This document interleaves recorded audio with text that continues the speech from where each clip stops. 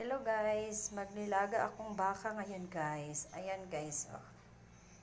Parang bulalo style siya guys. Tapos lagyan natin siya ng mais guys, tsaka patata, tsaka lagyan natin ng tanglad guys para mabango yung sabaw. Tapos ito guys, pechay. Ayan guys. Tapos ito yung sahog niya guys, oh. Yan, para masarap at mabango ang sabaw niya guys.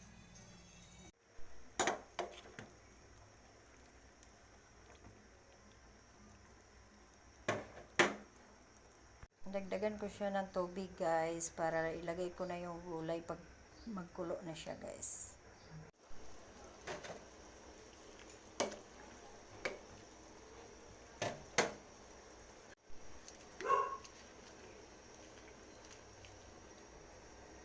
Ilagay ko na yung pichay guys. Ayan. Guys, luto na ang ating nilagang baka guys. Kain tayo.